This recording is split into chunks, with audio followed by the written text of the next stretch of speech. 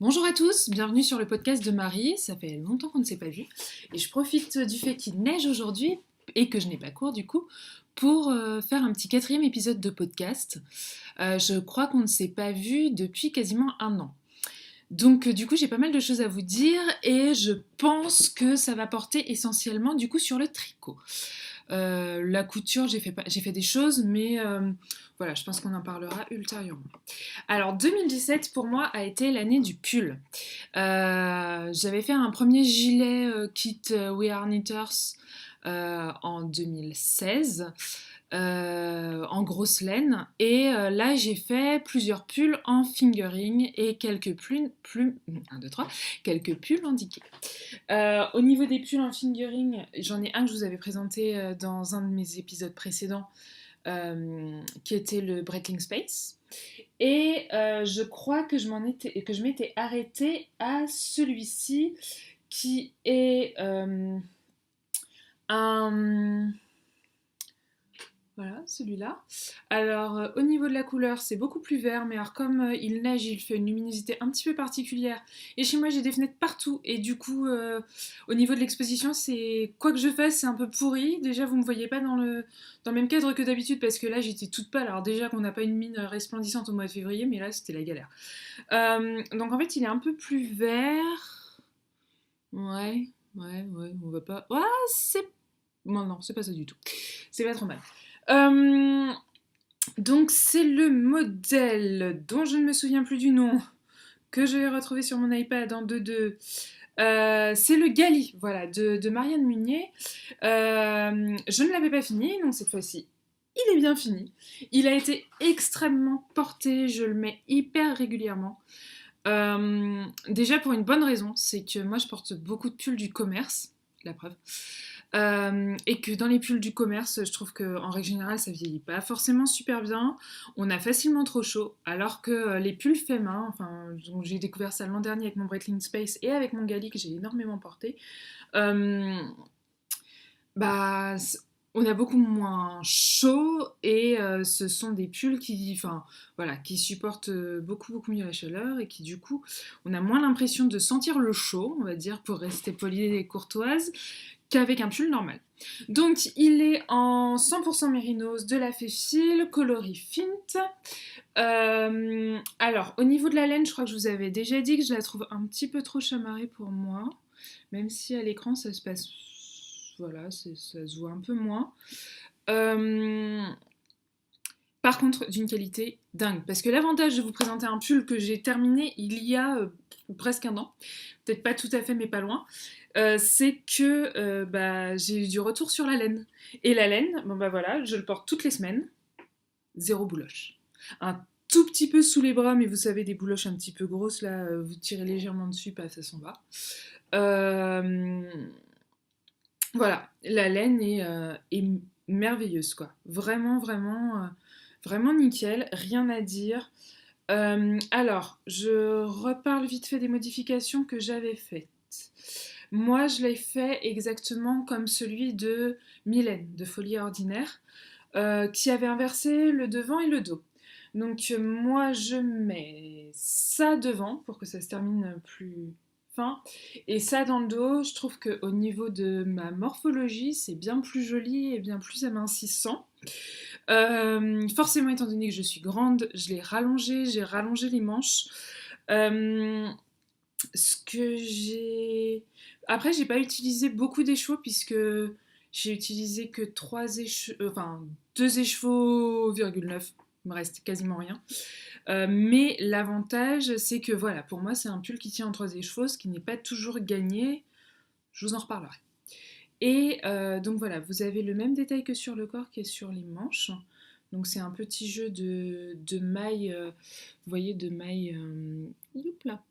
En fait, de mailles que l'on laisse en attente et qu'on tricote le rang d'après. C'est très bien expliqué. Vous avez un col, donc il y a un col légèrement bateau qui est assez joli. Même si sur moi, pour le coup, il est beaucoup moins échancré que sur celui de Mylène, je sais pas trop pourquoi. Mais c'est pas grave, ça me va très bien aussi. Et donc au niveau des manches, c'est un petit peu comme le devant et le derrière, donc où vous avez motifs inversés. Voilà, les motifs, vous avez une manche où c'est plus long que l'autre. Et c'est assez joli et franchement, sur ce pull, j'ai eu énormément de compliments. C'est aussi un pull où j'ai testé le rabattage tubulaire. Alors avec plus ou moins de succès, hein, voilà. Après c'est super beau parce que vous avez la côte qui continue de l'autre côté. Donc c'est vraiment très beau, ça fait très propre. Le seul problème c'est qu'au niveau élasticité, vous allez tout de suite comprendre. C'est pas du tout élastique. Donc au niveau des manches, je passe difficilement mes mains. Mais je les passe. Par contre, au niveau du col, du coup, j'ai fait un rabattage très simple, tout simple, le plus classique qui soit, qui est beaucoup moins joli, on est bien d'accord. Mais au moins, voilà, au niveau du cou, c'est pas trop resserré. Donc voilà, un basique. Sur moi, il est près du corps, mais ça me convient tout à fait. Parce que, beaucoup plus que le modèle, puisque quand j'ai fait l'échantillon, je me suis dit, oh, mon échantillon ne correspond pas. Ah bah c'est pas grave, je vais faire quand même, et puis voilà. Coup de peau, ça a marché. Et ça me fait un pull assez fité, mais franchement, tout à fait dans ce que je porte habituellement, donc rien de foufou. Ce que j'aime beaucoup aussi, c'est le petit détail que vous avez dans le bas, en fait, où vous avez le dos qui est plus long que le devant, et où c'est légèrement séparé. Je trouve ça assez féminin, et sur un pantalon, je trouve ça franchement joli.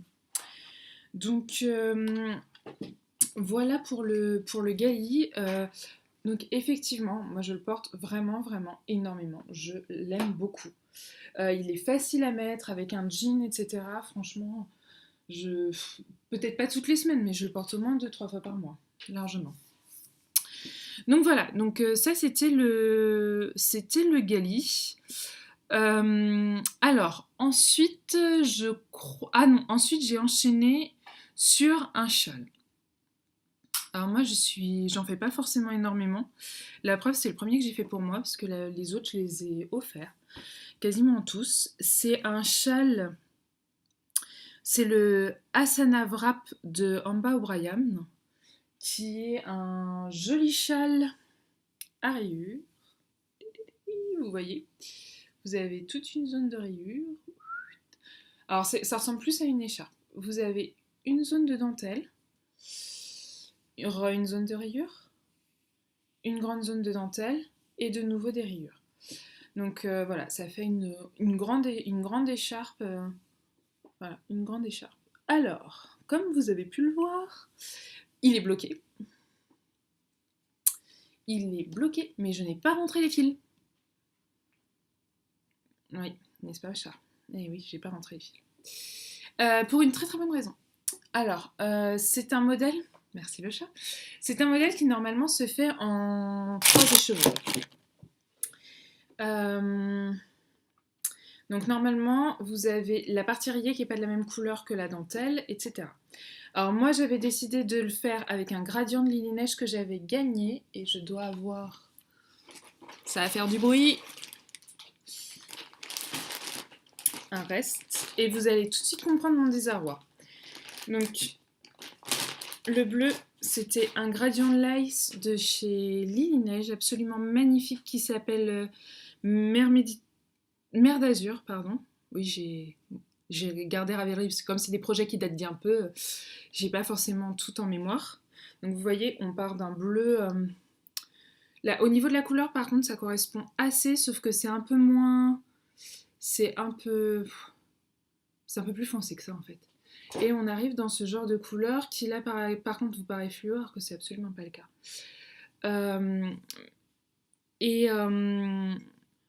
Donc moi j'avais décidé de le faire avec un gradient parce que je voulais qu'on voit les nuances de couleur. Alors comme vous le constatez, on ne voit pas les nuances de couleur. Un tout petit peu sur cette partie-là, on est bien d'accord. Mais je me suis dit, 3 écheveaux, je vais prendre un gradient. Certes, je vais le tricoter en 2,75 parce que c'est de la lace et que je voulais pas tricoter la lace en double. Puis en plus, je voulais mettre un fil que j'avais déjà en fait, qui est de la Holzgarn Titicaca coloris nature écru, pardon. Coloris écru, et que je voulais mettre avec pour faire un petit côté un peu poilu, etc. Et c'est tout doux. Et donc je me suis dit, bah étant donné que mon gradient il fait 800 mètres, je vais supprimer un des écheveaux et je vais faire les rayures de la même couleur que la jolie dentelle. Je me suis dit comme ça, bon bah c'est cool, je vais pouvoir utiliser la totalité de mon écheveau. Le seul truc, c'est qu'en fait, bah, Brian, elle met 3 écheveaux, mais elle met pas le métrage. Enfin, elle met le métrage des écheveaux, mais elle met pas le métrage utilisé. Ce qui fait que, en théorie, voilà, en sachant que j'ai rajouté un tiers à chaque fois, c'est-à-dire au moins entre 1 et 2 répétitions de dentelle et entre 1 et 2 répétitions de rayures, quand même. Euh, donc j'ai rajouté des répétitions et je ne suis pas arrivée au bout de mon écheveau. Donc ça, je suis un peu dégoûtée, j'avoue. Et c'est pour ça que l'écharpe est bloquée. Elle est très jolie, hein. Mais moi, c'est pas du tout ce que je voulais. Moi, je voulais qu'on voit le gradient. Et je voulais utiliser la totalité de mon gradient. Or là, il m'en reste, inutile de vous dire qu'il m'en reste quasiment la moitié. C'est à peine si on voit le changement de couleur. Et honnêtement, eh ben, j'hésite encore à le défaire. J'ai adoré le tricoter, j'ai adoré le faire. En plus, je l'ai fait pendant que mes élèves passaient le bac quand j'étais en surveillance de bac. Parce que bon, faut bien s'occuper, hein. Quand on a 4 heures de surveillance ou un truc comme ça, bon, on a du boulot la première demi-heure, la dernière, et puis au milieu, il faut bien s'occuper. Et puis c'est une bonne occupation le tricot parce qu'en même temps, on peut surveiller, alors que si on lit, on est concentré sur nos lectures, et on peut pas trop surveiller. Alors, j'adore la petite chaînette centrale, là, le CDD, je sais pas trop comment... Je sais plus comment on appelle ça. Je trouve ça super joli, je trouve la dentelle très très jolie, je trouve que le rendu est vraiment très beau. Mais voilà quoi, il me reste ça et en blanc il me reste autant. Et c'était pas le but c'était vraiment de voir le gradient sur un beau châle d'en bas, Brian, qui fait vraiment des châles magnifiques, etc. Mais voilà, bah ouais, ça me saoule. Honnêtement, ça me saoule. Et du coup, je suis déçue parce que ce projet, à la base, je l'aimais beaucoup, beaucoup. Et là, bah voilà, déçue alors que le résultat est super beau, que la laine est méga douce, que la dentelle, j'adore le côté hyper simple de la dentelle, hyper géométrique. Mais voilà, ce gradient, j'ai mis plus de 6 mois à savoir ce que j'allais en faire, etc. Et du coup, je suis déçue. Et vraiment, vraiment. Alors, j'hésite à en recommander chez Lineige et à me faire un pull carrément avec un gradient réellement. Je sais pas. Je sais pas, mais j'avoue que ouais, c'est un semi-échec en fait. C'est un semi-échec parce que c'était pas du tout ce à quoi je destinais la laine, quoi. La laine, je voulais vraiment qu'on voit le gradient et c'est pour ça que j'avais pris un écheveau de moins. Et voilà. Et ouais, un peu déçue. Alors, est-ce qu'il faut que je le défasse et que je le recommence en me disant, bon, bah, je fais carrément un truc immense.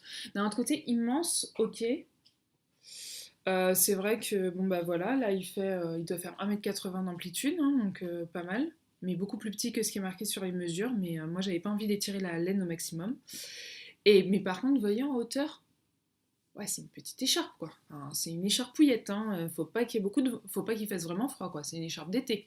À la rigueur, pour les soirées d'été, si vous allez en Bretagne l'été et que le soir il fait un peu froid, mais honnêtement, bon, voilà.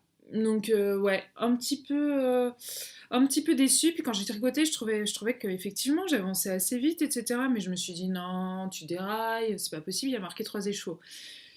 Puis quand je l'ai fini, je me suis dit ah non, je déraillais pas. Bon, c'est vrai que j'ai mis un petit peu de temps à m'en rendre compte, mais à un moment donné, je me suis dit bon bah c'est pas grave, ça se verra sur la fin et tout. Ouais, effectivement, ça se voit sur la fin. Je vais vous montrer différence de couleur. Effectivement, on a une différence de couleur et tout, mais pas aussi forte que ce que je voulais. Et puis ce gradient, il était trop beau. Et du coup, là, j'ai l'impression d'avoir un châle uni, alors que c'était pas du tout l'objectif à la base. Voilà. Voilà l'histoire. Je suis un peu dégoûtée. Donc attention sur ce projet, au nombre des chevaux recommandés, parce qu'en fait, si vous avez un très gros reste, vous pouvez le faire avec votre reste. Voilà. Si vous avez un très gros reste et pour la couleur contraste, enfin si vous voulez le faire en 2 échevaux, en fait, je pense qu'il faut un écheveau complet de 400 mètres de fingering pour faire la couleur. Enfin, si vous voulez faire et la dentelle et une partie des rayures de la même couleur, voilà. Et en couleur contrastante, prenez un reste, hein, honnêtement, hein, parce que vous n'utilisez pas grand-chose, hein, franchement. Donc, ouais, là, franchement, bon, la designeuse pourrait l'indiquer parce que c'est un peu rageant quand il reste tout ça. Surtout si vous avez acheté les chevaux uniquement pour ça. Dommage, quoi. Vraiment dommage. J'ai l'impression d'aller méga vite. 15 minutes, on a fait 2 projets. Voilà, donc le projet suivant. Alors moi, le projet suivant, j'ai beaucoup aimé. Assez étrangement. J'ai beaucoup aimé le tricoter. Je l'ai un peu porté, mais pas beaucoup, mais ça c'était plus une question de temps qu'une question de goût. J'ai adoré la laine, et en plus j'ai eu une histoire avec la laine, donc je vais vous en parler. Dans mon dernier podcast, ouais je crois que c'était le dernier, je venais de recevoir la laine juste au moment de l'aiguille en fait, donc il y a exactement 1 an, et j'avais commandé 2 écheveaux à laine amorée. 2 écheveaux que je dise pas de bêtises, parce que de l'eau dans mon verre, et pas l'inverse. Donc c'est le Luxa de Andrea Rangel, qui est un pull, en fait un pull d'été, qui a comme particularité d'avoir un col rond devant et un col carré dans le dos en fait, et vous pouvez l'inverser. Alors, moi je suis toujours optimiste, je sais pas si vous vous souvenez, j'avais acheté 2 écheveaux. 2 écheveaux pour me faire un pull pour mon 1m80. C'est beau d'être naïve. C'est pareil. Quand vous prenez un patron, lisez le patron quoi. Faites pas votre blonde. Bah moi j'ai fait ma blonde. Donc je commence à tricoter en rond. Pourtant j'avais vu que c'était marqué en pièces. Je tricotais en rond, je comprenais pas. Parce qu'en fait vous commencez, c'est un pull qui est button-up. C'est pas forcément ce que je préfère, mais franchement, moi je crains toujours qu'arriver en hausse, ça soit pas très joli avec mes mensurations.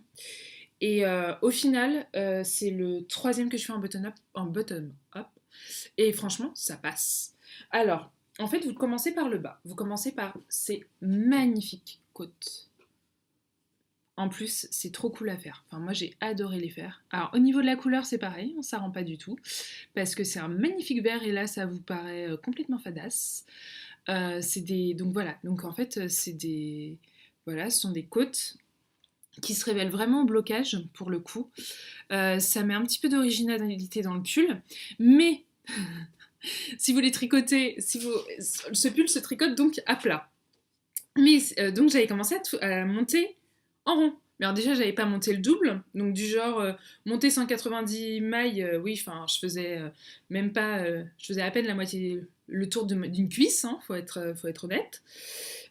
Donc voilà, et puis évidemment quand vous suivez les mesures et que vous montez en rond et que vous fermez votre rond, votre truc il ressemble à rien. Parce qu'il y a quand même un petit peu d'adaptation à faire, au moins sur le rang retour. Donc voilà. Alors je pensais que ça allait vraiment me saouler de le tricoter à plat. En fait, pas du tout. J'ai trouvé que ça allait plutôt vite. Parce qu'en fait, vous tricotez donc le devant et le derrière à plat. Et après, au niveau des manches, donc vous cousez les épaules. Et au niveau des manches, vous relevez des mailles et vous tricotez vos manches. Et il se termine par un I-cord au niveau des manches, par un I-cord au niveau du col. Et donc voilà. Alors c'était la première fois que je faisais des I-cords. En fait, j'adore le résultat. Je trouve ça mais trop beau. Je trouve que porter, c'est vraiment très joli. Ça fait une très jolie finition. Je suis hyper contente de ce pull.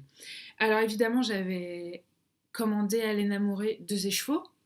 Puis arrivé à la fin de mon 2e écheveau, normalement on voit une légère démarcation.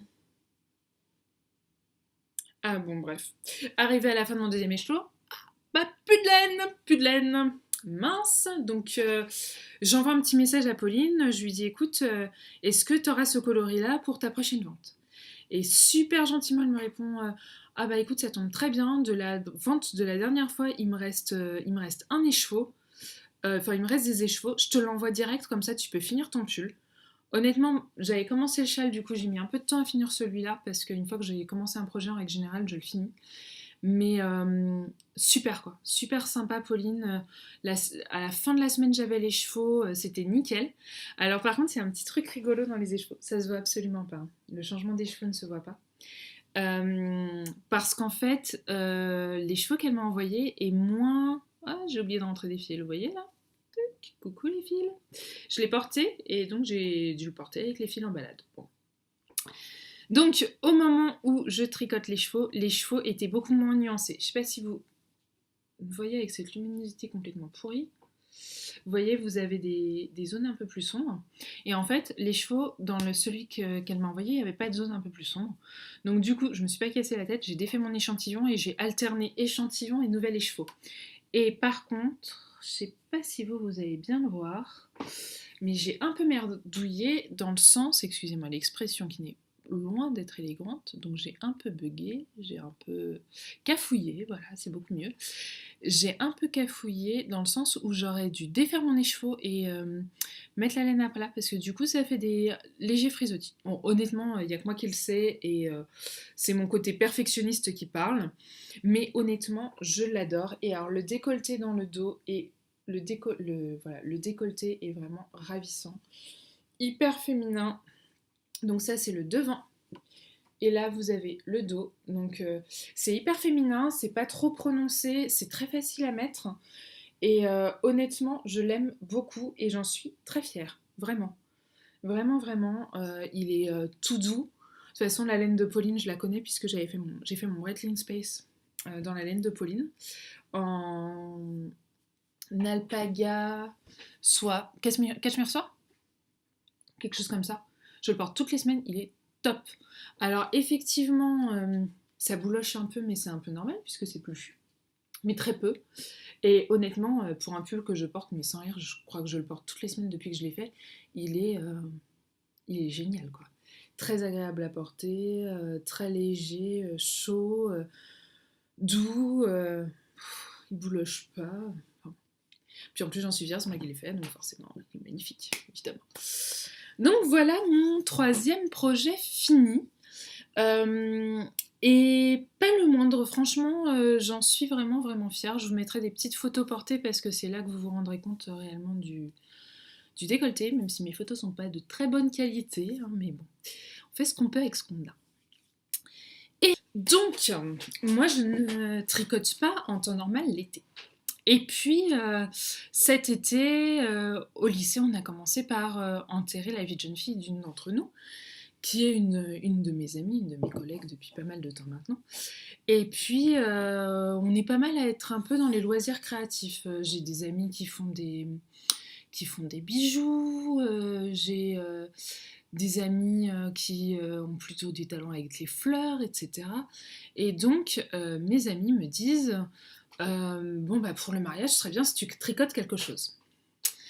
Ah, moi déjà, j'ai une loi, je ne tricote pas pendant les vacances, ou quasiment pas. Sauf début d'un cal, sauf projet que je dois impérativement finir, enfin, ok. Faut que tu fasses un châle. Ok. Fallait choisir la couleur du châle. Donc je savais que pour son mariage, ce serait du rose. Ça va, le rose, c'est dans mes cordes. Et puis, moi j'ai l'esprit de contradiction, on me dit il faut, j'ai tout sauf envie de le faire. Et puis, d'habitude je tricote pour la famille, mais pas forcément pour mes amis, parce que bah, vous le savez bien, le tricot ça demande du temps, c'est de la patience. Les gens, vous avez des gens qui font absolument pas attention, qui passent le truc en machine, enfin, c'est une catastrophe. Et puis la plupart des gens se rendent pas compte de la valeur du cadeau. Mais là, mon amie en question s'est un peu mise au tricot un peu grâce à moi. Et du coup, je savais qu'elle se rendrait compte de tout ça, du temps que j'y aurais passé, etc. Et qu'elle saurait apprécier finalement le cadeau. Et donc, elle devait se marier fin août. Je pars en vacances en Bretagne au mois de juillet. Pas le mojo tricot, quoi. Pas trop d'idées projets. Ouais, il va falloir tricoter. Je suis partie avec des trucs. J'étais partie avec le début de mon herbarium, tiens. Et puis, arrivé en août, je retourne chez moi avant de repartir en vacances. Et là, Illumination. Un projet que j'avais depuis pas mal de... je crois que c'est le premier projet que j'avais dans ma file Ravelry. Honnêtement, le premier ou le deuxième. Mais je me demande si c'est pas le premier. Illumination. Je me dis, mais il faut absolument que je lui fasse un châle tempérance de petits bouts de moi en rose des laines de laine amourée pour changer.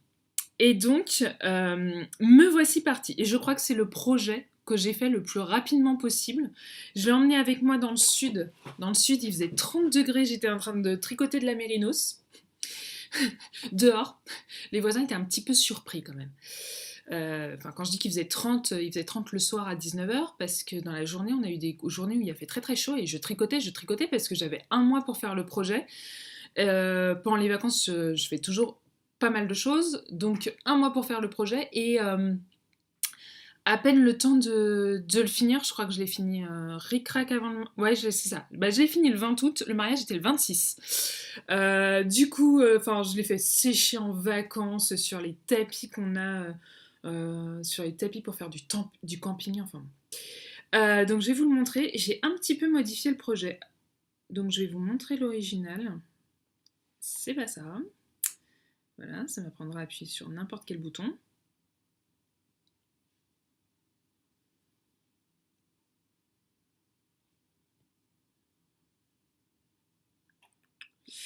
Alors, le tempérance shawl, à la base, c'est ça. Donc vous voyez, vous avez une partie en dentelle, une partie, on pourrait dire des résilles, et une partie en jersey en haut. Alors moi, j'ai modifié la partie en jersey en haut pour que, étant donné que c'était pour une mariée, je voulais que ça fasse un peu plus, comment dire, un peu plus raffiné, on va dire. Et puis j'avais pas besoin que ce soit chaud. Je savais qu'elle se mariait en plein mois d'août. Je voulais que ce soit un petit peu chaud, qu'elle puisse avoir quelque chose sur les épaules parce que je savais qu'elle avait une robe bustier.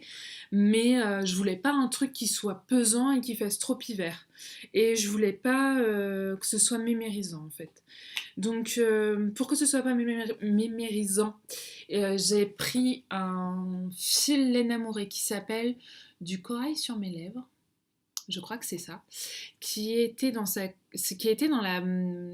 l'écran de laine qu'elle avait fait, qui était un spécial chaussette. Donc il y avait un mélange de mérino et il y avait de la stélina dedans. Et c'était, en fait, voilà, je sais pas pour me lancer des fleurs, mais honnêtement c'était super beau. Je vais vous le montrer du coup. C'était rose, légèrement corail du coup. Donc hop. Oui, super Marie, bravo. Alors, le reflet, comment je peux faire pour vous montrer? Sans le reflet de la fenêtre, sans... Voilà. Donc moi j'ai remplacé la partie du haut, donc la partie la plus large de jersey, en continuant la dentelle, de façon à ce que ça fasse un peu plus raffiné. Et du coup, voilà, et c'était un châle en un écheveau, donc ça se fait quand même relativement rapidement pour les gens qui tricotent vite. Moi, il a fallu quasiment un mois, mais bon, c'est pas grave. Ça pouvait lui permettre du coup de descendre légèrement sur ses épaules sans que ce soit trop encombrant. Et je crois que ça lui a plu. Franchement, je crois que ça lui a plu. Après, j'étais assez fière du projet et je crois que j'ai jamais aussi été stressée pour un projet parce que c'était quelque chose d'important, c'était son mariage. Et puis, donc un jour exceptionnel. Et puis, voilà, est-ce que le côté châle pour son mariage, ça va lui plaire? Elle va pas trouver ça mémérisant? Voilà, compliqué. Je savais, j'étais à peu près sûre que la laine lui plairait. Après, est-ce que j'étais exactement dans les couleurs du mariage? Parce ça s'appelle du corail sur mes lèvres ou sur les lèvres? Du corail aux lèvres. Voilà, on est entre le corail et le rose, même si on est assez proche du rose, mais du coup est-ce que j'étais bien dans le type de couleur, etc. Et en fait je crois que ça lui a plu, même s'il a fait une chaleur, je dirais pas épouvantable, mais il a fait hyper chaud au mariage et que du coup le mérinos c'était peut-être bien à 5h du matin parce qu'on était fatigués et que voilà on avait peut-être un peu froid, mais que avant le mérinos non, c'était juste pas possible tellement il faisait chaud. Mais voilà, et donc moi ce projet j'ai adoré le faire. Par contre, donc du coup, j'ai fait des modifications parce qu'à un moment donné, il me semble qu'elle, dans la version anglaise et pas dans la version française, il y a un petit oubli. Il y a un petit oubli du nom, enfin il y a une petite erreur au niveau du nombre de mailles. Donc moi j'ai noté évidemment sur Ravelry et puis j'ai noté toutes les modifications que j'avais faites pour avoir un autre panneau de dentelle et, euh, et faire donc un rendresi avant le rabattage. J'ai dû faire un rabattage élastique genre Elisabeth Zimmermann, c'est celui que je fais en règle générale. Donc voilà, donc ça c'était mon projet canicule entre guillemets. Donc voilà. Je dis beaucoup eux. C'est moche pour une prof comme nous. Hein, on avoue. Donc celui-là, donc j'ai fini fin août. Et fin août, j'ai continué mon herbarium parce qu'il me fallait un projet de transition entre mon herbarium et les projets que j'avais prévu de faire pour le tournoi de Knittich. Puisque oui, j'ai fait partie du tournoi de Knittich, même si je tricote comme une tortue. Et du coup, j'ai rapporté un nombre de points absolument dérisoire à mon équipe, qui était Serre d'Aigle, parce que je tricote comme une tortue. Et encore plus en début d'année, et encore plus cette année où j'étais complètement larguée. Bon, bref. Donc du coup, l'herbarium, je vous en reparlerai parce que c'est encore mon projet en cours.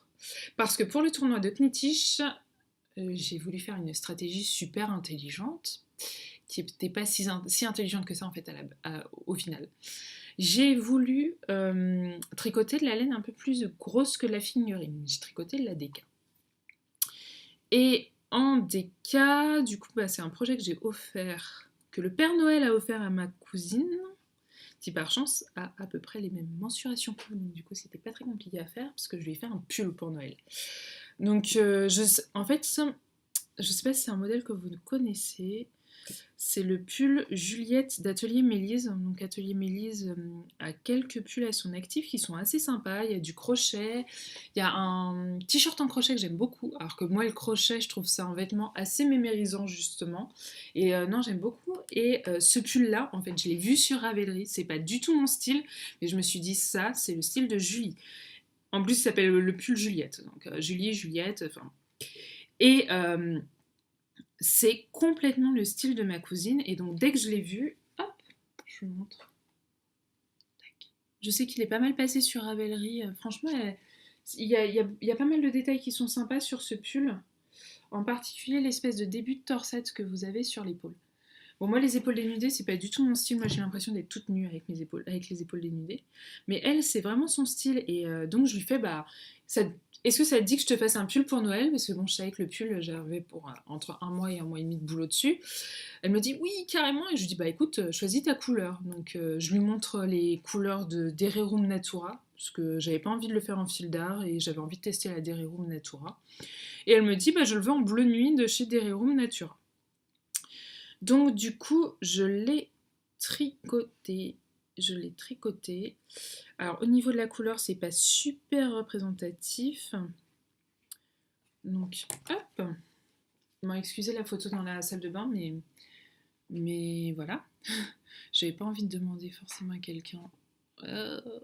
Voilà. Et du coup, de devant, ça fait ça. Faut aimer voir les bretelles de soutien-gorge, on est bien d'accord. Alors, c'est un projet que j'ai fait en 40. Ah oui, j'ai fait pas mal de modifications. Mais on va en reparler. Non, c'est le chat qui fait des bêtises. Donc c'est un projet que j'ai tricoté en 40, en taille 40, en 5,5 mm. Alors la Derirum Natura, c'est la Gilliatt. Et moi, ça me gêne un petit peu de l'avoir tricoté en 5,5 mm parce que je trouve que le tombé est hyper rigide. Et du coup, comme j'avais acheté la Derirum Natura pour 2 projets, quand j'ai fait la commande, j'étais hyper dubitative pour le projet que je vous montrerai après. Et le projet, je l'ai tricoté en 6 et en 6,5, je crois. Et au niveau du drapé, pour moi, c'est bien plus joli. Là, je trouve que ça fait un peu cartonné. D'ailleurs, je crois que sur les photos que je vous ai montrées, que j'insérerai peut-être d'ailleurs, ça se voit, mais ça fait un effet... Ah, ça tient. ça tient net, quoi. Donc bon, voilà. Alors, qu'est-ce que j'ai modifié? J'ai fait un rib cable Caston. Alors là, trop bien. J'avais vu ça, c'est Odile Anne qui en parlait sur Instagram. Si vous connaissez pas son compte Insta, allez-y franchement, en plus d'être une belle personne, elle fait des choses vraiment très jolies. Qui a fait un bonnet pour son voisin, je crois, et qui a fait un rib cable Caston. Et en fait, ça permet de faire... je sais pas si j'en ai refait. J'en ai fait 2 fois des rib cable Caston, mais je sais plus pourquoi. Ah bah si, j'ai dû en faire pour chacune des manches, je suis bête. Et en fait, ça permet de faire un montage tubulaire. Et avec les côtes, c'est bien bien plus joli. Donc là, je peux pas vous le montrer parce que j'ai pas d'exemple, mais c'est réellement plus joli. Ma cousine a une... Alors en fait, le corps est droit. Et normalement censé être court. Alors moi je l'ai rallongé pour qu'on voit pas son ventre parce qu'elle mesure 1m75 quand même. Donc je l'ai pas trop rallongé parce que je sais qu'elle mettra pas un truc qui est très long. Voilà, elle a 19 ans. Voilà, c'est plutôt la mode des pulls un peu courts sans être crop top. Mais voilà. Donc je l'ai un petit peu rallongé et j'ai fait des augmentations au niveau de la poitrine. De façon à ce qu'elle puisse avoir un pull qui soit pas... Voilà, de façon à ce qu'elle puisse avoir un pull qui ne soit pas trop moulant. Et étant donné que la laine était particulièrement rigide, je voulais pas faire la taille au-dessus, histoire que ça fasse pas une espèce de masse sans draper. Donc du coup, c'est comme ça que j'ai pris le principe de faire un 40 et d'augmenter au niveau de la poitrine. Voilà, la longueur du corps, j'ai fait la longueur du corps maximum, donc il doit être 35 cm. Et puis au moment de faire l'emmanchure, étant donné que j'avais fait des augmentations au niveau de la poitrine, j'ai réduit en commençant, je sais pas si on peut dire l'espèce de raglan, je sais pas trop comment ça s'appelle en fait, en commençant cette partie-là. C'est un raglan, mais comme là vous n'avez pas la partie épaule, c'est un peu bizarre. J'ai supprimé les augmentations que j'avais faites, au niveau de la poitrine. Voilà.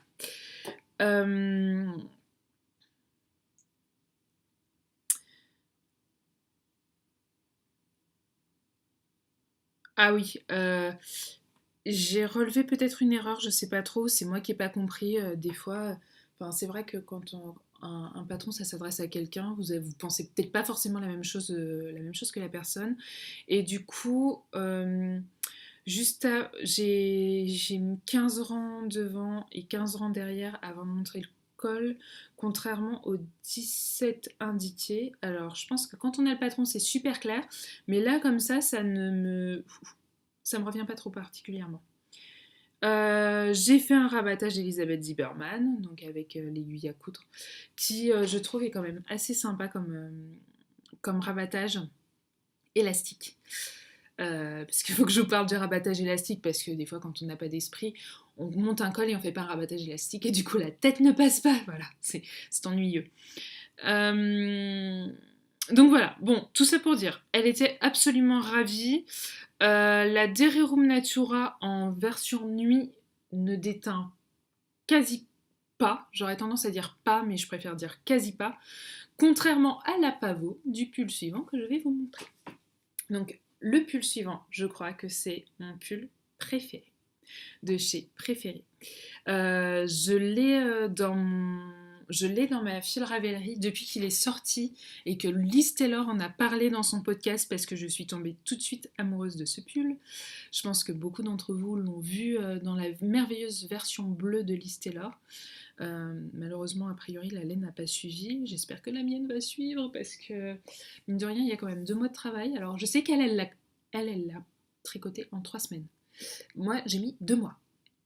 Voilà, quand je dis que je suis lente du tricot, je suis lente du tricot. Et j'ai adoré, il est magnifique. Alors, au niveau de la couleur, ça ne rend rien du tout. Donc, c'est la laine Pavot chez Dererum Natura. Au niveau du drapé, j'adore. Voilà, j'adore, mais on est...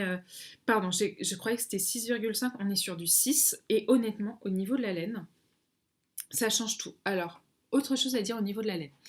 Euh, Moi, j'ai trouvé que la laine d'Ereum Natura, c'est toutes les deux de la Gilliatt. En version nuit, elle était pas méga douce. Et là, version pavot, je la trouve super douce. Alors, elle s'est adoucie au blocage, ça c'est clair. Elle gonfle au blocage, ça c'est clair et net. Pourtant, je suis pas hyper observatrice là-dessus, mais honnêtement, c'est assez impressionnant. Autant... et, mais voilà, ouais, je la trouve plus douce. Le drapé est beaucoup, beaucoup plus beau. Alors, ça sature à mort. Donc, vous voyez, vous avez un joli petit jeu de mailles en vert et de mailles en droit qui donne des damiers comme ça. Donc, c'est la Kingston Tunic. Voilà, elle est immense. Donc, avec son immense col roulé qui est fait pour être plié. Il est bloqué, mais j'ai pas encore eu le courage de rentrer les fils. Euh, Sa longue version de côte de deux en bas, le petit côté hips, voilà, là c'est mieux, le petit côté donc échancré sur le côté, nickel pour les pantalons, des manches en jersey tout bête avec des grandes côtes. Alors là, les côtes sont aussi grandes parce que j'ai fait des modifications. J'ai fait un petit peu de modifications. Donc j'ai fait la longueur maximum du patron. Alors je ne me souviens plus trop. Je dois avoir une soixantaine de centimètres, je pense. Alors, c'est pareil, les bottom-up. Donc faut pas trop se... Fallait pas trop se louper parce que bah, j'avais... ouais, c'est ça, j'avais 6 pelotes et j'ai utilisé les 6, même s'il m'en reste pas mal. Après, je savais que j'en utiliserais pas mal parce que je savais qu'il y avait deux trois trucs que je voulais modifier et 2-3 trucs que je voulais rallonger. Alors, moi d'habitude, je m'habille en M ou en L. Là, j'ai fait du S parce que je voulais pas une ampleur trop importante. Euh, je voulais pas que ce soit trop loose. En fait, voilà. Je voulais pas qu'il soit trop boxy. Parce que je suis grande et je trouve que quand c'est boxy... Je suis grande, j'ai des formes. Et je trouve que quand c'est trop boxy, je ressemble à un sac à patates. Donc je voulais pas ressembler à un sac à patates. Alors j'ai regardé le podcast de qui a dit que le boxy, il était saillant pour toutes les statures. Et du coup, ça m'a interrogée. Je me suis dit, bah peut-être que je vais m'en faire un. En figurine. De toute façon, moi j'en ferai un figurine pour le côté souple, etc. Mais ça m'a interrogée. Ça m'a assez interrogée. Je me suis dit, tiens. Parce que pour moi, je trouve que quand on a des formes, etc., qu'on n'est pas particulièrement mince, je trouve pas ça forcément très flatteur. Mais bon.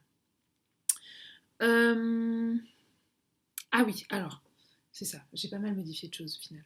Donc je l'ai rallongé, je l'ai fait en S. Par contre, j'ai modifié ici parce que j'ai relevé les mailles des manches pour un M. En fait, j'avais relevé les mailles des manches pour un S, mais c'était trop moche, enfin, c'était écarté, etc. Sur les bras, ça faisait franchement laid. Donc, je l'ai pas. Voilà, j'ai défait et j'ai relevé 44 mailles, je crois que c'est l'équivalent d'un M. Euh, j'ai énormément rallongé les manches. Alors, je ne sais pas pourquoi, parce que sur le modèle, c'est un manche longue, mais j'ai énormément rallongé les manches, et notamment toute la partie côte, je crois que je l'ai doublée. Je l'ai doublée pour avoir des manches qui m'arrivent ici à peu près, étant donné que c'est un gros pull, je voyais pas trop l'intérêt d'avoir des manches assez courtes. Après, c'est peut-être aussi dû au fait que, comme j'ai fait une bonne taille en dessous de la mienne, parce que S, honnêtement, je rentre jamais dans du S. Déjà M, au niveau de la poitrine et au niveau de la longueur, c'est pas toujours ok. Donc voilà. Coucou le chat. Non, c'est de l'autre côté. euh, alors, est-ce que c'est pour ça? Je ne sais pas. Que du coup, c'était comme c'est plus près du corps, les manches doivent chez moi commencer plus haut et du coup elles doivent être plus longues, c'est possible, mais il n'empêche que j'ai rajouté un max de mailles, vraiment. Mes manches, je les ai complètement modifiées, j'ai fait 107 rangs par manche de jersey et je sais plus, 33 rangs de côte et je crois que sur le patron, c'était... bah, sur le patron, je crois que c'est facile. C'est la même longueur de côte qu'en bas, quelque chose comme ça. Non, ça doit même être moins. Enfin, c'est vraiment. C'est vrai, enfin, j'ai vraiment complètement modifié. Bon, c'est pareil, hein, j'ai tout mis sur Ravelry. Après, je crois que c'est le projet dont je suis le plus fière. Je le trouve magnifique. À peut-être une exception de près parce que j'ai bidouillé et je sais pas, en fait, je sais pas ce que la designeuse attendait de nous à ce moment-là, parce qu'en fait, elle vous explique comment faire le corps, elle vous explique le motif, bon bah c'est très simple. En plus, c'est super cool parce qu'elle vous explique le motif quand vous le faites en rond et quand vous le faites à plat au niveau des manches, quand vous avez séparé votre devant de votre dos. Et ça, c'est loin d'être négligeable parce que c'est pas toujours le cas dans les patrons. Mais au niveau des rangs raccourcis, en haut, bah quid du motif? Parce que vous faites vos rangs raccourcis, mais du coup, vous faites comment pour maintenir votre motif? Eh bien, j'ai pas vraiment la réponse. Alors moi, j'ai fait des German shot hole. J'aurais peut-être dû faire des... Vous voyez la différence de taille entre cette partie-là, là, la partie en haut? Bah oui, mais j'ai mis en raccourci. Et du coup, j'ai pas la réponse. Je sais pas si ce que j'ai fait, c'est ce qu'il fallait faire. Donc moi, j'ai fait des German shot hole parce que je trouve ça plus joli et plus esthétique et je suis un peu tatillon là-dessus. Et du coup, en fait, j'ai fait mes German shot hole, j'ai continué tel que ça me semblait. Et à mesure, en fait, je revenais en arrière pour modifier le motif de façon à ce que ce soit dans la continuité, que ça passe pas trop moche. Mais bon, vous voyez, vous avez des endroits où vous n'avez pas trop le choix, vous avez une espèce de décalage parce que c'est l'endroit où a lieu le rang raccourci. Bon, honnêtement, je pense qu'il n'y a que moi qui le sais. Mais voilà, là j'ai trouvé, je me suis sentie un peu démunie.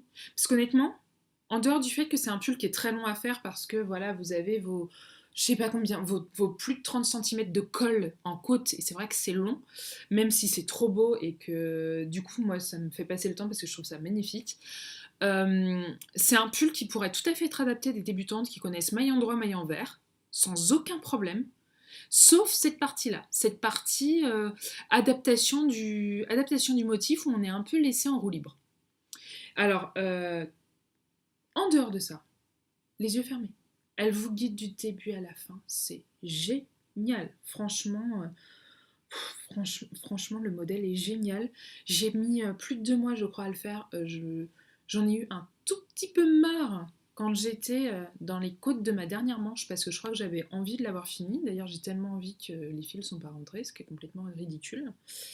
Parce qu'en plus, je l'adore et je sais que je vais le porter. Euh, Petite chose à détailler encore là-dessus. Qu'est-ce que je voulais dire? Oui, alors la pavot, elle déteint à mort. Mais à mort, j'aurais certainement dû rajouter du vinaigre blanc parce que c'est une catastrophe tellement elle a déteint.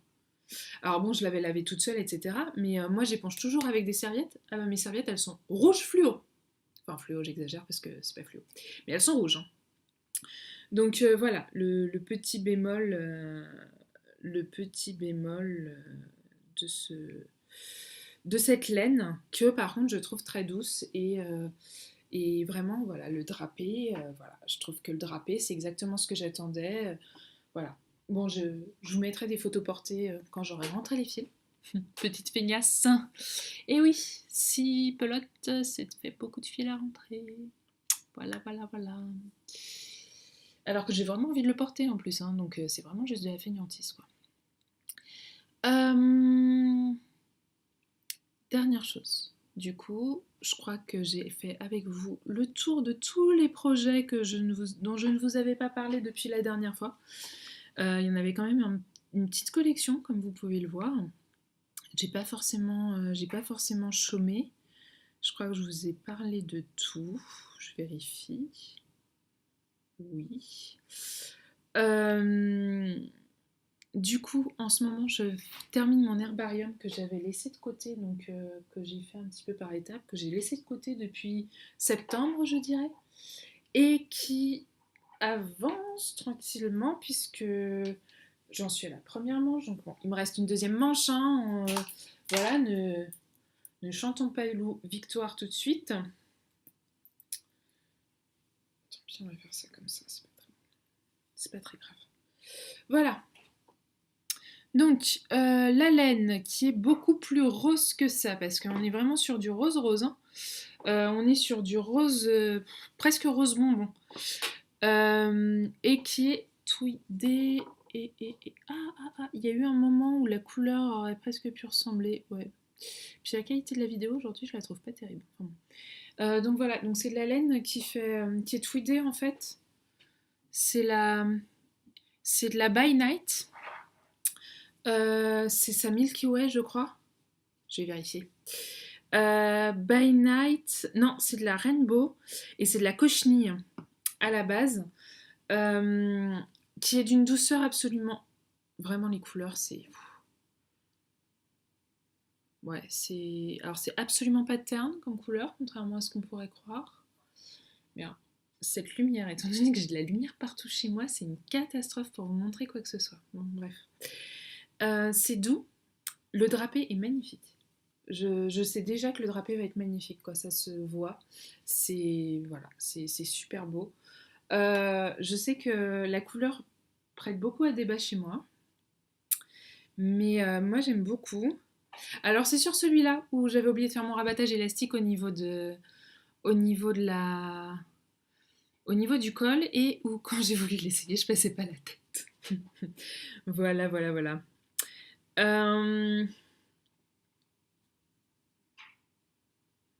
Pensez à rajouter les augmentations. Ah oui, oui, oui. Alors, contrairement à ce que moi j'avais entendu sur le patron, j'ai pas eu trop de soucis. On verra une fois porté. C'est vrai qu'au niveau du col, bon bah j'ai de la dentelle qui arrive au niveau du col directement. Le seul truc où j'ai trouvé qu'on était vraiment vraiment laissé seul. Alors c'est vrai que des fois on suit le patron, on réfléchit pas nécessairement et c'est sans doute une bêtise. C'est qu'à un moment donné, au niveau de la poitrine, sur ce patron, on augmente beaucoup au niveau de la dentelle et qu'il aurait peut-être été sympa de la part de la designeuse au lieu de nous dire bon bah voilà, continuez le motif tel que le montre le patron, de nous dire qu'il faut qu'on prenne en compte en fait les augmentations. Et que du coup, contrairement à d'habitude où on suivait le patron pendant X temps et le patron dentelle pendant X temps et que quand on faisait une augmentation, on passait à une petite partie du patron suivant, parce que selon les augmentations, le départ du motif est différent en réalité. Et bien, arrivé à ce moment-là, elle oublie un peu de nous dire, enfin, il n'y aurait pas fallu grand-chose en fait, il aurait juste fallu, oh attention les gens, attention, à partir de ce moment-là, il faut que vous pensiez à compter vos rangs de dentelle différemment. Et que, en fait, étant donné que vous avez augmenté tous les rangs, oui, il faut que j'explique différemment.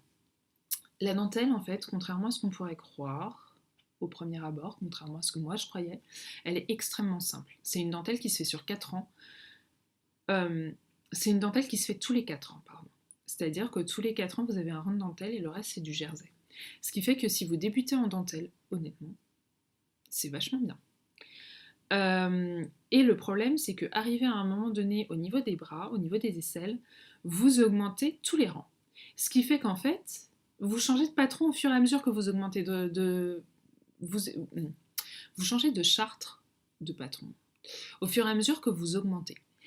Et moi, j'y avais pas pensé, donc je me suis fait avoir et je me suis un peu pris la tête avec ça parce que on a augmenté de combien, donc du coup, il faut que l'on compte combien de mailles en plus, donc du coup il faut qu'on passe à quelle partie de la charte. Plus une maille, plus 2 mailles, plus 3 mailles, plus 4 mailles. Et ça, honnêtement, là-dessus, c'est pas super bien expliqué. Et c'est vraiment dommage parce que je trouve que sinon, ça. Enfin, moi, le patron m'a pas posé de problème particulier. Après, même problème qu'avec la Kingston Tunic, au niveau du haut ici, où vous avez une série de rangs raccourcis, qu'est-ce que vous faites de la dentelle? Jusqu'où continuez-vous la dentelle? Comment vous continuez? Et du coup, moi, j'ai une partie de jersey ici. Alors, il y a des endroits où j'ai réussi à modifier, mais quand vous êtes... Puisqu'en fait, il y a des endroits où vous allez être au premier rang de votre dentelle, des endroits où vous allez être à votre premier rang de jersey, mais du coup, quand vous avez fait vos rangs raccourcis, vous avez un endroit du patron où vous allez déjà être à votre 4e rang de jersey, dans ces cas-là, il faudrait passer à la dentelle. Donc moi, je ne l'ai pas fait. Donc du coup, voilà, j'ai cette espèce de passage de jersey sans dentelle parce que je ne voyais même pas comment bidouiller en fait pour continuer mon motif. Je sais pas si j'ai été assez claire. Mais en fait, c'est exactement le même problème que j'ai eu sur le Kingston Tunic, c'est-à-dire bah, comment est-ce qu'on fait le motif au moment de ces rangs raccourcis et comment est-ce qu'on peut rattraper le motif. Alors sur le Kingston Tunic, ça posait pas trop de problèmes parce que c'était simple, mais là du coup, moi je me suis pas lancée. Alors vous allez me dire qui aura le nez sur mon épaule pour savoir comment est la dentelle, etc. On est bien d'accord, il y aura personne. Hein. Mais il n'empêche que la perfectionniste qui est en moi s'interroge un petit peu. Donc voilà, donc lui, j'espère qu'il va être fini. Et contre toute attente, bon, j'espère que je sais pas si j'aurai de quoi finir ma deuxième manche avec ça, mais contre toute attente, il ne m'a fait que 3 écheveaux jusqu'ici. Et du coup, j'ai un peu de mal à j'ai un peu de mal à savoir la quantité d'écheveaux qu'il me faut pour faire un pull. Parce que du coup, j'avais commandé des 4 écheveaux à cause du luxa en me disant bah, pull sans manche, décolleté dans le haut, décolleté devant, il me faut 3 écheveaux. Là, dentelle, ça veut dire consommation de laine, manche longue, 4 écheveaux. Et je suis même pas sûre que je vais entamer le quatrième, honnêtement. Je vous redirai, mais je suis pas sûre parce que là, il m'en reste quand même une bonne partie et ma première manche, elle est bien avancée. Je sais pas. Ou sinon, je vais l'entamer, mais à peine. Je vais l'entamer, je vais utiliser 3 grammes, quoi. Possible aussi. Donc après, que faire de la laine, c'est tout le. Que faire du reste, c'est tout le problème. Bon, après, un vêtement pour un bébé ou pour une petite fille ou quelque chose comme ça, pourquoi pas. Euh... Est-ce que je vous parle de mon prochain projet? Non, je pense pas que je vais vous parler de mon prochain projet parce que je vois que je suis à 34 minutes. Je crois que sur l'autre vidéo, j'en suis à 25, donc ça passe un peu. Ça fait un moment que je blablate. Par contre, je vais vous montrer mon coup de cœur. Bon, mon prochain projet, c'est sans doute le brioche Alicious. J'ai les laines et tout, mais ça va prendre beaucoup de temps et j'ai peur de vous lasser. Surtout si vous voyez le projet dans un an, franchement, je vois pas forcément trop l'intérêt. Par contre, je vais vous montrer mon coup de cœur total, complet de ces derniers mois. Hop. Donc c'est le Camélia de Jeannette Sloan. Bah, j'ai vraiment un problème de... Voilà, et alors je vous montre en gros.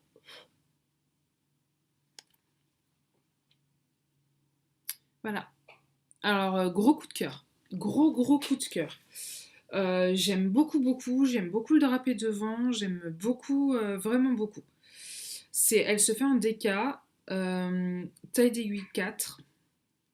Donc à voir parce que j'aimerais un joli drapé. Mais vraiment gros coup de cœur. Et j'ai eu un gros coup de cœur aussi. Mais ouais, si, quasiment de la même intensité au final. J'ai eu un gros coup de cœur pour le Comfort Fade Cardi de Andrea Mori. Mais par contre, pas du tout sur les couleurs. Mais bon, ça, je pense que la plupart d'entre vous, vous le connaissez. Et vous le connaissez bien. Tac, c'est celui-là. Et j'ai fait des progrès du premier coup, vous avez vu. C'est celui-là. Mais alors, par contre, moi, j'aimerais le faire en uni, en fait. Pas forcément en color block. J'aimerais vraiment le faire en uni gris. Voire à mettre le col châle d'un gris un peu plus foncé, peut-être avec les côtes des mains. Mais en fait, j'aimerais vraiment faire un basique et pas un truc bariolé. Je trouve que pour un... Je suis pas très gilet, moi, déjà, à la base. Je trouve que pour un gilet, c'est un basique qu'il faut et pas un truc qui est difficile à sortir, en fait. Donc, voilà. Voilà.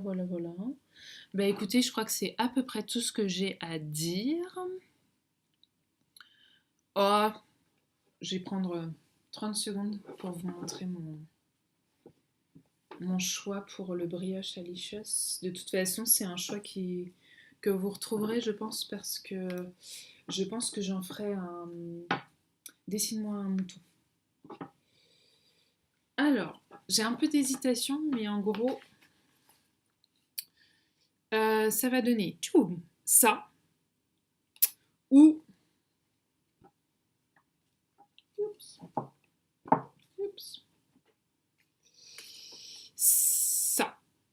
Et j'y suis pas encore. Voilà, j'hésite encore. Alors, je vous fais un rapide inventaire, même si au niveau des couleurs, c'est pourri. Hein. C'est vraiment pas terrible. Donc, vous l'avez vu la dernière fois. Un éléphant dans un magasin de porcelaine en cachemire alpaga soie, je crois, qui est d'une douceur inouïe. Donc ça, comme couleur de fond, elle l'avait... Andrea Mori l'avait fait en naturel, en crème. Donc moi, ce serait plutôt en gris. Premier choix. Donc mon premier choix, c'était celui-là. Celui-là. Ici, c'est de la Hedgehog Fiber et c'est la coloris glacier que j'aime beaucoup, beaucoup, beaucoup, beaucoup. Je sais plus trop, c'est celle-là qui est 100%. Voilà, celle-là, c'est de la 90% mérino, 10% nylon.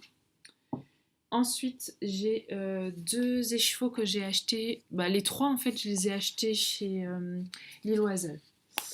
C'est de la Mrs. Crosby. Et en plus, j'adore le petit truc avec le chapeau et la pelote sur le chapeau. J'aime beaucoup. Ça, c'est de la 75% mérinos, 15% soie, 10% cachemire. La coloris, c'est Spangly Quantiga. Oui, mon accent anglais est merveilleux. Celle-là, c'est de la perroquet, je crois. Peacock, il me semble que c'est perroquet. Même composition. C'est marrant, je croyais que j'avais deux compositions différentes. Et donc, mon autre choix, donc ça serait sans la Hedgehog, qui était de la sock yarn.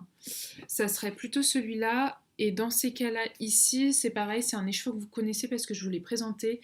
C'est de la Malabrigo Caribeno, qui doit vouloir dire Caraïbe, je suppose. Donc avec un côté vert, un côté bleu, qui est très joli. Et je sais pas, j'hésite encore. C'est pareil, j'hésitais à me mettre dans le dans le cal brioche Alicious. Et puis au final, j'ai pas encore fini mon herbarium, donc je vais peut-être attendre. J'avoue que le Knittich, en fait, le Knittich m'a tué. Le Knittich, c'était bien.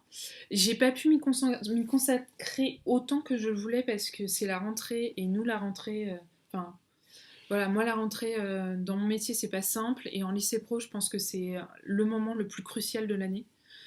Donc ça prend beaucoup de... Ouais, ça prend beaucoup de temps.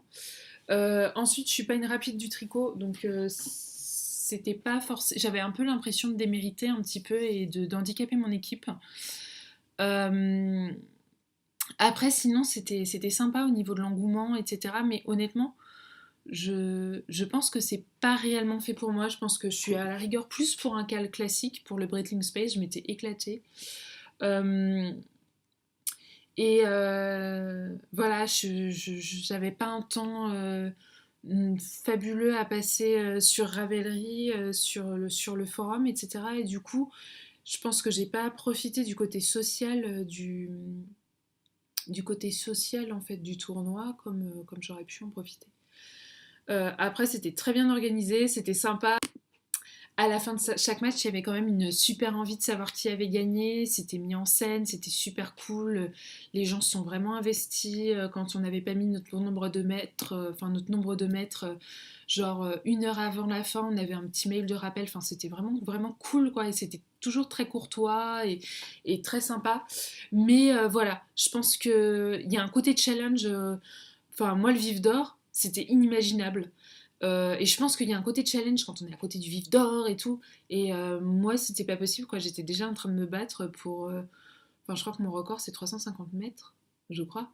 350 mètres, ouais, effectivement, le Vif d'Or, il est pas très grand, mais 350 mètres en DK, c'est pas 400 mètres en fingering. Et puis, voilà, ça a été une fois dans le tournoi, donc ouais, j'ai plus eu l'impression d'être un handicap, en fait, que un atout. Et du coup, je pense que ça m'a pas forcément motivé comme aurait pu me motiver le fait d'être pile poil à côté du Vif d'Or. Voilà, mais sinon c'était vraiment sympa et si vous aimez l'univers d'Harry Potter, etc., je crois qu'il y a une autre session qui est prévue l'an prochain, enfin, d'autres tournois. Donc ça c'était cool. Bah, je crois que nous arrivons à la fin de ce podcast. Juste une dernière chose, je ne serai pas à l'AEF pour des raisons que j'avais déjà évoquées l'an dernier. Par contre, je pense aller au Fil de la Manche qui a lieu le dernier week-end d'avril à côté de Dieppe. Et il y a plein de vendeuses de laine et tout qu'on voit essentiellement en vente sur internet qui seront présentes. Il y a notamment les laines vilaines. Et les laines vilaines, j'ai un très bel écheveau que j'ai reçu lors du swap par Belisha. Et j'aimerais en faire un pull. Donc soit sur place, il y aura le complément et je compléterai. Soit carrément, je pense lui faire une commande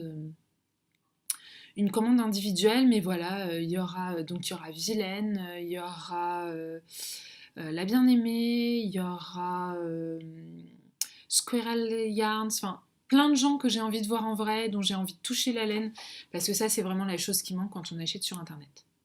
Voilà, donc j'espère croiser des fans de laine à ce moment-là. Ce serait formidable s'il faisait beau, parce qu'en plus c'est pas très loin de la mer, donc ça permet d'aller voir la mer, c'est pas très loin de chez moi, donc c'est cool aussi. Et puis voilà, bon bah en attendant, bon tricot.